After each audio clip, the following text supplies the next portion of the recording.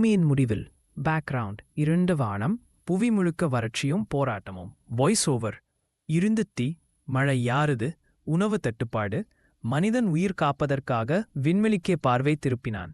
பெரிய global agro mission நிலையத்துல விஞ்ஞானிகள் வேலை பார்த்துக்கிட்டு இருக்காங்க.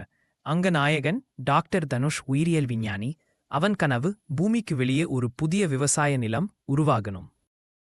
மிஷன் ஆக்ரா ஒரு பெரிய விண்கலத்தின் முன்குழு நிற்குது. Dhanush chief biologist, Anita mechanical engineer, ராகுல் drone expert, Sara botanist, John pilot. அவர்களோட பணி நேப்ட்ரான் என்ற கிரகத்தில் உயிர்மண் உண்டாய் என கண்டுபிடிக்க அங்கே விதை நட்டு முயற்சி செய்யணும். வெளிச்சம் மின்னுது. விண்கலம் ஆர்க் 17 புறப்படுகிறது. பூமி மெதுவா பின்னோக்கி மறைகிறது. புதிய கிரகம் மேகத்தை கிழித்து நேப்ட்ரான் கிரகத்தில் தரையிறங்குது. அங்க காற்று மிதமான பச்சை நிறம், வானம் இரட்டை நிலவுடன் பிரகாசம். அனிதா காற்று மாதிரி சோதிக்குறா, சுவாசிக்கலாம். சாரா மண்ணை சோதிக்குறா, வளமானது, ஆனா உயிர் வடிவம் எதுவும் தெரியல.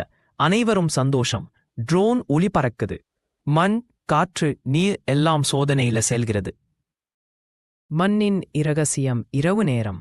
தனுஷ் மண்ணு மாதிரியை மைக்ரோஸ்கோப்பில் பார்க்கிறான். அதுக்குள்ள ஒரு சிறிய பச்சை ஒளி நகருது. அவன் குரல், இது ஒரு நுண்ணுயிர், ஆனால் பூமியில் இருந்த எந்த வடிவத்துக்கும் பொருந்தவில்லை. அவன் அந்த புழுவை சாம்பிள் 13 பெயர் வைக்கிறான். அது அவனின் விரலில ஒட்டி கிடக்குது. அவன் கவனிக்காம மண்ணை மூடிக்கிறான். அச்சை ஒளி. அடுத்த நாள் காலை ராகுல் ட்ரோன் எடுத்து மலைப்பகுதி வரை பறக்கிறான். அவன் கேமரா ஸ்கிரீன்ல ஒரு விசித்திரமான வட்ட வடிவம் மண்ணில் தெரியுது. மத்தியில் ஒளி மின்னுது. இது வேறு யாராவது வாழ்ந்த தடயமா? அவன் அவ்வளவு சொல்லும் முன்னே கேமரா திடீர்னு வெள்ளை ஒளியில் எரிந்து விடுது. ட்ரோன் கீழே விழுது. ராகுல் ஓடிப்போய் எடுக்கிறான். ட்ரோன் கருகியிருக்கு. ஆனால் அருகிலிருந்து ஒரு ஒலி கேட்குது. கீ கீ. அவன் திரும்பி பார்ப்பான். மண்ணிலே ஒரு வடிவம் நகருது. அந்த மண்ணு மெதுவா மனிதன் மாதிரி உருவம் எடுக்குது. பயங்கரமான மாற்றம். இரவு. ராகுல் திடீர்னு காய்ச்சலுடன் விழுந்து கிடக்கிறான். அவன் உடல் முழுக்க பச்சை நரம்புகள் பிரகாசிக்குது. அவன் கண்கள் திறக்குது பச்சை ஒளியோடு. அவன் மெதுவா எழுந்து கேம்பை நோக்கி நடக்கிறான். அனிதா அவனை பார்த்து பயந்து கேட்கிறா, ராகுல், நீ ஒழுங்கா இருக்கியா? அவன் குரல் இரட்டை ஒளி போல, இங்க நாங்க வந்தோம், நீங்க எங்கள் நிலத்தை நச்சாக்குறீங்க.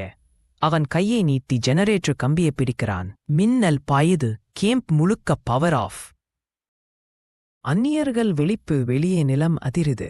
மண்ணிலிருந்து பெரிய பாறை மாதிரி உருவங்கள் எழுந்து வருது. அந்த உருவங்கள் ஒளியோடு பிரகாசிக்குது. அவர்கள் தலை முழுக்க பச்சை ஒளி கண்ணுகள். உடல் மண்ணால் ஆனது. தனுஷ் ரெக்கார்டிங் செய்யும்.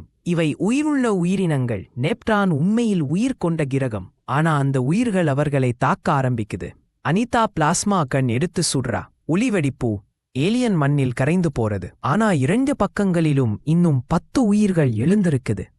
தப்பிப்பு முயற்சி. கேம்ப் அழிந்து போகுது. சாரா கண்ணீர் வடிக்கிறா. நம்ம விவசாய நிலம், நம்ம மண்ணு, நம்ம உயிரே எல்லாம் நாசம். தனுஷ் எல்லாரையும் ஷிப்பு கடைக்கிறா.